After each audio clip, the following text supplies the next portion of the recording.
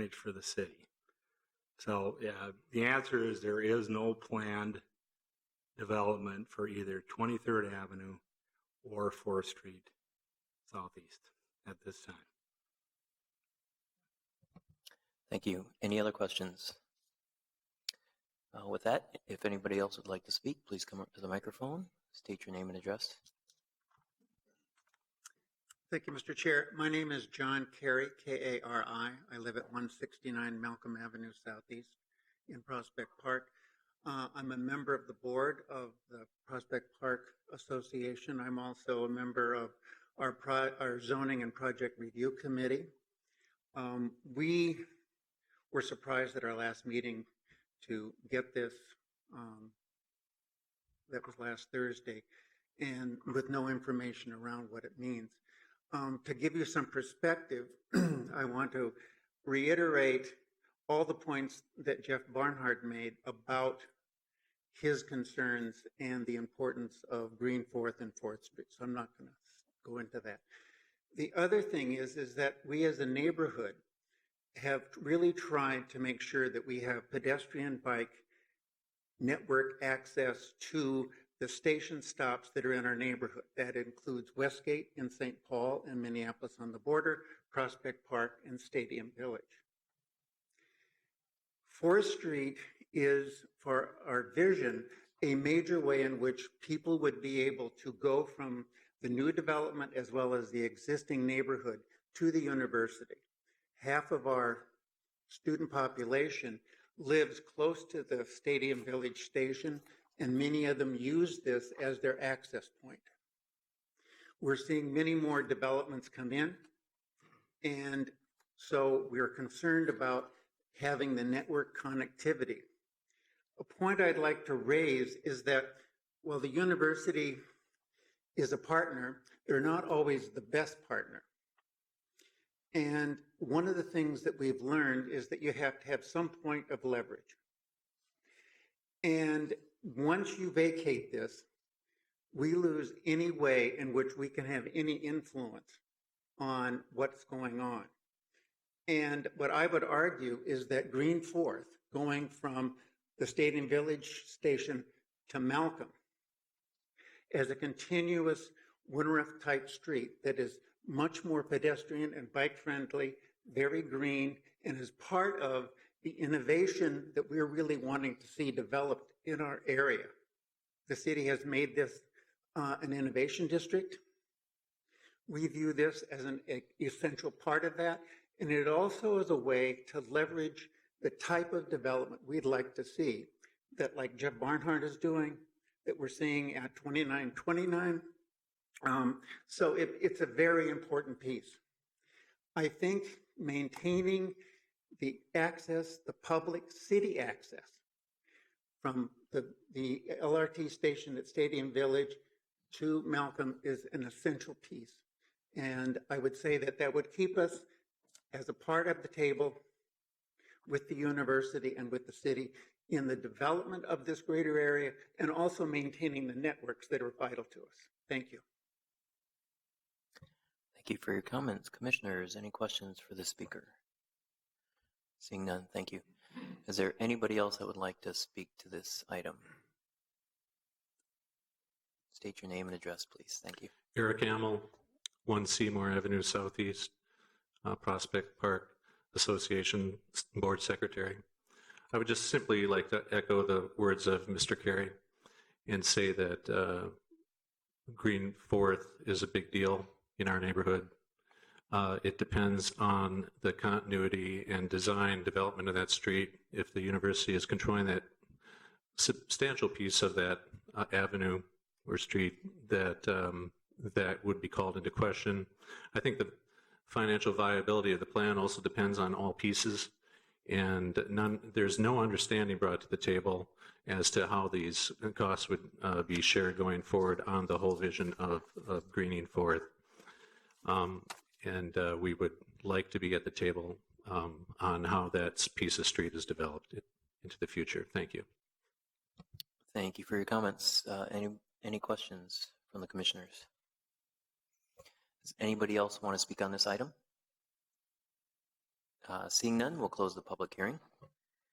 Commissioners, we have one item. Does somebody want to make a motion, or does anybody have any comments regarding the application?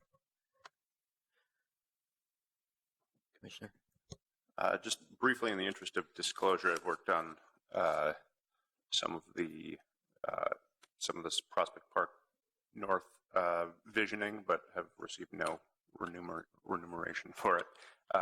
My company has paid for some of this work, but as a grant, as a foundation. I also wanted to make one brief comment, which I think, just from having been fairly aware of this process, which is, I hear the university representatives talking about the closure of this section of 4th Street as having been discussed when the light rail went in, and I think or before the light rail went in, but in conjunction with that. And I think the idea of this development, which has been talked about today and along Green Fourth, is also in response to the light rail going in. And so there's sort of two parties who both have an idea for this little block in response to the light rail. That's good. Light rail is successful, but I think I would be more comfortable seeing the traffic study going through and ensuring that the city visioning process, which Public Works and CPED have been involved in along this stretch, is able to be fully developed as well. Great, thank you for your comments. Anybody like to make a motion or any other comments? Commissioner Kronzer? I'll make a motion to support staff recommendation, deny the vacation of 4th Street. There is a motion and a second. Any discussion? Just wanted to make a few comments. Streets are more than just for cars. They're for people, for bicycles, for view corridors as well. So the fact that the street doesn't go through to 23rd for cars is one thing, but it's clearly the pedestrian connection from the station both to the stadium and to the neighborhood. I'm not sure the traffic study is going to say anything different, change my mind on this one. 23rd is a different issue, and I think that's easy to clean up once this transportation study is through. But I think generally this should be a public street, probably in perpetuity. Removing the public street would reduce access to the light rail station, a couple of minutes probably, depending where you're coming from. So just in general, this is probably not a smart thing to do from the city's perspective. Thank you. Any other discussion or comments? Seeing none, clerk, please call roll. Breland. Aye. Sweezy. Aye. Rockwell. Aye. Magrino. Aye. Lipke-Pier. Aye. Kronzer. Aye. Gagnon. Aye. Bender. Aye. 8-0. That completes item number 2. Next item up is item number 7, 2701 Bloomington Avenue South, and staff is Shanna Seether.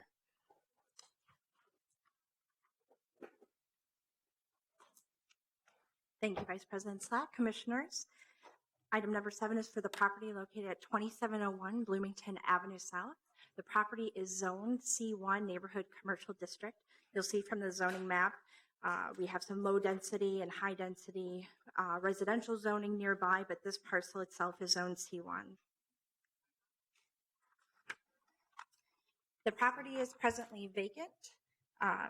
There historically was a storefront building that was constructed prior to our original building permit record. So we know that this building was here prior to 1885. The single family dwelling at the rear was added to the lot in 1890, and it was converted to a duplex sometime later. I think it's important to kind of establish what was there previously, because it's not too dissimilar as far as context for parking and then location to what's being proposed today. So the building originally was built right up to the front property line, and there was no off-street parking provided. The parking equivalency for what was previously on the site and for what's proposed is actually an improvement, because now the applicant is proposing to do 2 off-street parking spaces, but the requirements would have been 6 previously under these in this previous structure, and then what is proposed today. The applicant is proposing to do a very traditionally urban storefront commercial building. This is something that we strive for in our design guidelines and our policies and plans. So the structure you'll see is built approximately 4 feet from that front property line, where adjacent to the residential district, it has a 20-foot setback. So that requires a variance. As I mentioned, the off-street parking requirement is 6 spaces. There would be, as proposed, 2 commercial tenants, about 1,500 square feet total. That certainly could be combined into one, and the parking requirement would reduce from 6 to 3, and therefore only be deficient by 1 space. And that's, of course, by providing the bicycle parking. As proposed, there would be pedestrian entrances both facing Bloomington Avenue and then 2 along East 27th Street. So the variance, again, is for parking. If the building would have been proposed to be built within 180 days of the removal, then they wouldn't need that variance. That previous building that was there had been condemned in 2010 and then removed with director's orders in 2012.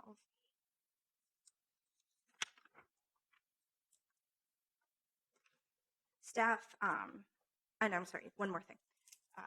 Because of the narrowness of the site and the limited area, in order to accommodate any off-street parking, the applicant has chosen to utilize the alley for maneuvering. So that drive aisle variance is from 22 feet down to 0, just to allow for these 2 vehicle parking spaces to access the alley for maneuvering.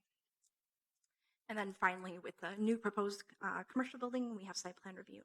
So I will just go to a few points of the alternative compliance. I believe starting on page 14, it might be 13. So the minimum window requirement facing the on-site parking lot. Staff is recommending alternative compliance. The minimum shrubs, originally when this went to preliminary development review, we had a far more extensive landscape plan. Since then, the applicant has changed architects, so I think that the applicant would be more than happy to meet the shrubs that are required. Along this south property line here, the trash will have to be adjusted to be outside of that 5-foot setback. So we're thinking 5 feet for the required landscaped yard. By moving the bicycle parking to the public right-of-way or somewhere else on the property. There might be some limited spots here along the corner side yard. Then they'll be able to accomplish that. So granting the alternative compliance from 7 down to 5. And the parking lot screening. So we're asking that the applicant either provide screening through a combination of the adjusted trash enclosure or a new fence in that 5-foot landscaped yard. And then, of course, parking lot screening along the alley wouldn't make any sense. And then trees along the parking lot frontage, just due to the lack of available space. We thought that granting that alternative compliance made sense. So with that, staff is recommending approval of the 3 variances. There's only one condition of approval, and that is related to the minimum off-street parking variance, and that's to provide the 3 required bicycle parking spaces. And then site plan review, recommending approval with 7 of the attached conditions listed on page 15, and I'd be happy to answer any questions. Thank you for your report. Commissioners, any questions for staff? Commissioner Kronzer? Thank you, Shannon. So with the condition to move the trash enclosure out of the front yard, I think you just said that it would require the existing bicycle parking as proposed not to be adjacent to the handicap parking stall, but be somewhere else. We might be able to narrow things up just a little bit, or they could relocate the trash indoors. We don't have proposed tenants at this time, so I think that by just requiring that 5-foot landscaping, which would be the side yard setback requirement anyway, the applicant still afforded some flexibility in designing a project that will still comply with the conditions that we stated today, the zoning code requirements, and they may be able to adjust the bicycle parking either to the corner side yard and still be somewhat on the property, maybe with hoops, or with the permission of the city engineer, they would be able to locate bicycle parking in the public right-of-way. My other question related is, couldn't a tree fit along the sidewalk at the parking? Seems Possibly if it was turned to landscaped area. I think we have enough room for a small strip. We imagine just a screen fence in that location. Thank you. Any other questions? Commissioner Vreeland? Yes, can you tell me a little bit about the parking facing the back of the building, Sure. the alley, and the explanation of the windows, no windows? Sure.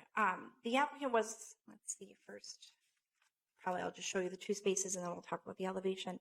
So with the narrowness of the lot, it's a 38-foot wide lot. The applicant decided that they would be able to accommodate a trash recycling area, bicycle parking, and then with the remainder, knowing that you're providing any off-street parking, one of those spaces has to meet the ADA accessible requirements. So that is a 16-foot wide parking space when you take into consideration the access aisle and the parking lane. That remainder gave us one standard stall, and that's 8.5 feet wide. As a minimum, it's shown 9 feet on the plan. Because there would be minimal parking spaces and we don't have proposed tenants at this time, the applicant thought for security reasons that they would have the fenestration a little bit higher on this proposed building. I even talked with the applicant about maybe doing a side light next to the door, but they were concerned, again, about security, which is not uncommon. It's something that we hear in some cases related to facades that are not heavily trafficked, and then also eyes on the alley. So staff is recommending that alternative compliance could be granted given the quantity of fenestration on the other two facades. It's not known whether or not this is just going to be, for a tenant that's just going to be taking out the trash, or if it's going to become more of a customer entrance. In my mind, the customer entrances will be directed towards 27th and Bloomington, and with so few parking spaces, it's hard to imagine that even in the size of the tenant spaces that there would be high traffic generation. Thank you. Commissioner Magrino. What is the security concern? Just that people break the windows, or Yes. what? Oh, okay. Any other questions for staff? Not seeing anything. Thank Thank you you very much. We can open the public hearing. First, we'd like to hear from the applicant. If you can come up and state your name and address.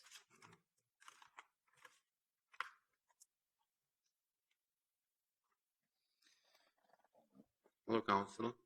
My name is Erdoğan Akgüç. I'm at 920 East Lake Street in Minneapolis.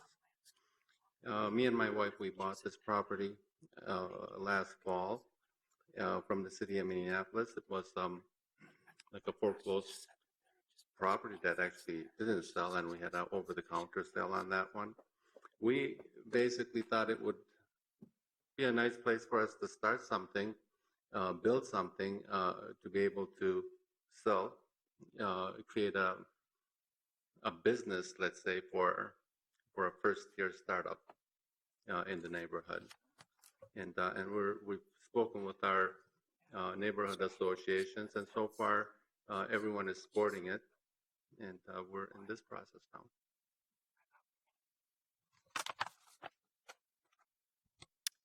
Thank you very much. Are there any questions for the applicant?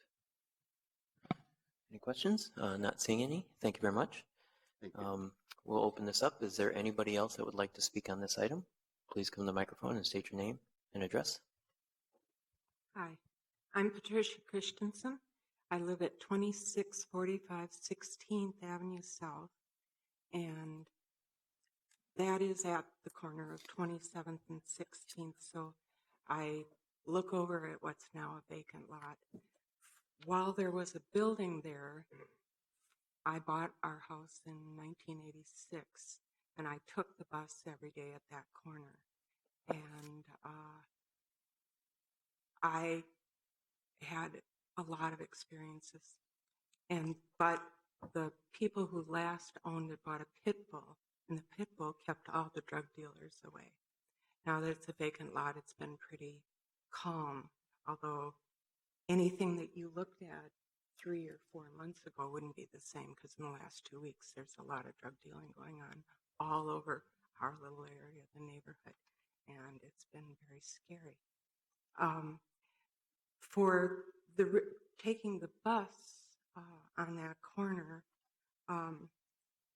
what I would like to see is a variance from Bloomington that equals the variance on the corner, the kitty corner from that. There's a big apartment building there, and there's enough room to stand off the sidewalk and not encounter drug dealers. There's also some beautiful trees there that really shade that apartment building and has, for most of the time, kept good tenants there because they love having a cooler apartment and not to have all the expense of air conditioning. So I would like to see the front access stepped back. On the side entrance, that variance, before they got the pit bull, there was a great deal of drug dealing there. The other variance that I'm worried about is the parking. As you'll know, that across the street, across Bloomington, is a fire department, and that is a very busy fire department, and they generally go down 27th Street. They have difficulty exiting the fire department and getting onto 27th because when there was a building close to the sidewalk, the cars pulled so far out so that they could see around all the parking on Bloomington, whether they could go. And the fire department then couldn't they had to have people backing up all the time. So it was difficult for the fire departments to use 27th.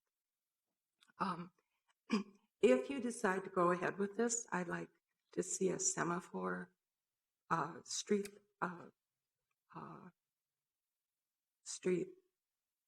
light at each of the four corners on 27th and Bloomington to slow down the traffic so that the police and the fire department could have more control of the lighting. If you wouldn't do that, I'd like to see 16th, 17th, and 18th being four-way stops. This is a very densely populated school bus route because 26 and 28 are not accessible. And we have, the other day at the end of the school year, I counted 28 kids get off the little kids bus, and most of them kitty corner over to our block. Or if the bus that comes the other way, they go the other kitty corner. It's very interesting how they've arranged that. But they pull from a high density of small children, who will become teenagers. And now we have a group of mothers, and I'm not a mother, but I live on the corner, who make sure there's somebody watching all the school buses leaving from 6 in the morning until later, and then in the afternoon when they're coming home. We took off kind of in the winter when there wasn't any drug dealing, and last summer was wonderful, but this summer it's really bad. And I think that this building will complicate our efforts there. Thank you. Thank you very much for your comments. Commissioners, any questions for the last speaker? Seeing none, anybody else like to speak on this topic? Please state your name and address. Good evening, board members. Matt Ditzler. My address is 4426 35th Avenue South in Minneapolis. I'm a licensed real estate broker with RE/MAX Results, and I represent the Presbytery of the Twin Cities area, who is the owners of 2647 Bloomington Avenue, which is across the street from this site, which is the old Oliver Mission Center Church. Our property is currently for sale. I'm here representing the owners of that property to say that we do support the applicant in their development of this vacant parcel. We also work, in working with the management company who is managing that parcel, we also are struggling with some crime issues in the area. But this sort of development we feel is desperately needed in this area. And due to the functional obsolescence of the building at 2647 Bloomington, we believe there's a high probability that the new owner will also slate that site for redevelopment as well. So we're here to support the applicant. Thank you for your comments. Any questions for the speaker? Seeing none, thank you. Is there anybody else that would like to speak on this item? Not seeing any, we can close the public hearing. So commissioners, we have 4 items in front of us. Any comments? Somebody'd like to make a motion?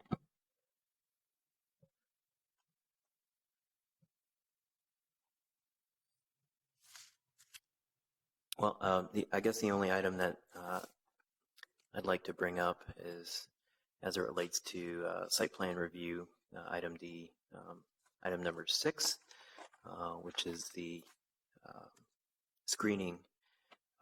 The screening, I think, is proposed to be along the right-of-way line, essentially at the right-of-way line, adjacent to the sidewalk. And it appears that there might be enough room there to actually do some additional landscaping, essentially in front of the screen. And so if there is a motion to approve site plan review, I'd like to add the additional landscaping to item number 6.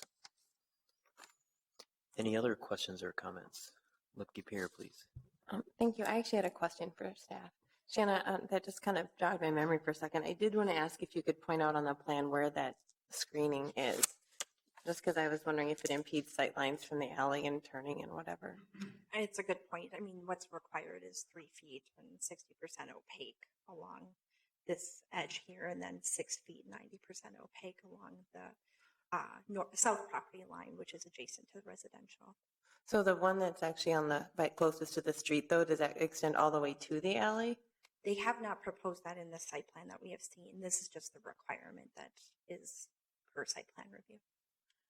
Okay, then in that case, I have a question for Commissioner Slack in terms of whether you would want to forgo the screening altogether and just propose a landscape screening instead, because I feel as though that might be more permeable and safe for pedestrians and drivers, given the fact that it's essentially a corner between a street and an alley.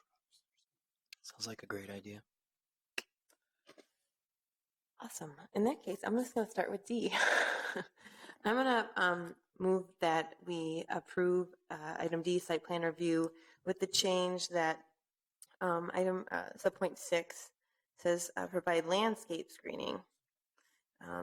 And I don't know what the appropriate height would be, maybe 30 inches as opposed to 3 feet. That gets a little weird. At least 30 inches in height. And I think we can say, spaced, I don't know, approximately 2 to 3 feet apart. I don't know how far apart shrubs should be spaced. I'm sorry, I don't grow a lot of things. 24 inches apart, 30, okay, 24 inches on center, between the sidewalk and the public parking, sidewalk to the north. So there, so I'm making that change. So there's my motion, and then I'll speak in support of it. Second. And the reason I'm supporting this is because I feel as though this project is the kind of thing that you want to have anchor a corner. I feel as though it's going to be a little different than the previous building, and the fact that there's so much glazing facing 27 that you'll recognize the difference just because there's so many going to be eyes on the street. There's not a lot of places for people to linger unnecessarily, and I actually applaud the owners for proposing something that's actually urban and appropriate contextually, because so often we see things that want to deny the fact that they're in an urban environment, and then that's what creates the problems that we encounter in some of these spaces. So I think that some of those things are, what they're doing is making a move in the right step, and it is a narrow lot, which is certainly a hardship. At the same time, I do want to say that the ideas for the corners in terms of traffic calming measures are things that we have no control over. We can't mandate stoplights or signs or anything in the public right away, but I would encourage you to call Public Works and to also call the fire department to tell them to advocate at Public Works, because if it's 2 of you calling, maybe they'll bump it up the list. I don't know how they work, but that's my words of encouragement, because I think that is important, and the fire department's having issues. They'll probably appreciate having some support from the public as well. So unrelated to what we have control over, but that's why I'm in favor of item D. Thank you. We have a motion and a second for item D, site plan review, with the 5 stated items and modified language relating to landscaping for item 6. Is there any other discussion for item number D? Seeing none, clerk, please call roll.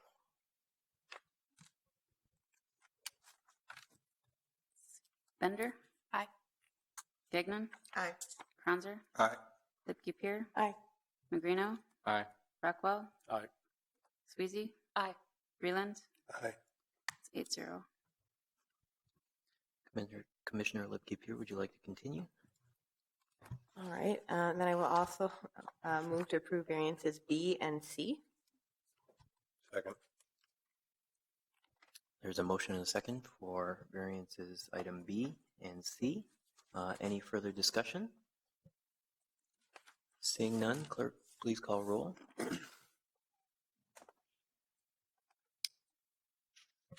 Reland, Aye. Sweezy. Aye. Rockwell, Aye. Magrino, Aye. Lipke Pier, Aye. Cronzer, Aye. Gagnon, Aye. Bender. Aye. 8-0. And would somebody like to make a motion for item number A, or are there any further discussions?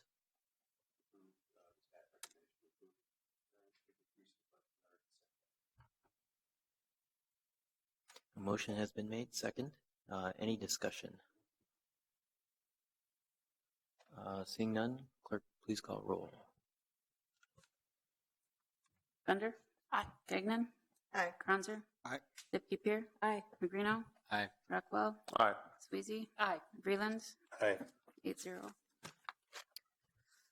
Thank you. That concludes item number 7. That's the last item on our agenda. No commission business, I'm guessing, except committee of the whole meeting this week. So we can adjourn. The next regular meeting for the Minneapolis Planning Commission is June 27th, 2016. And thank you for attending and your participation.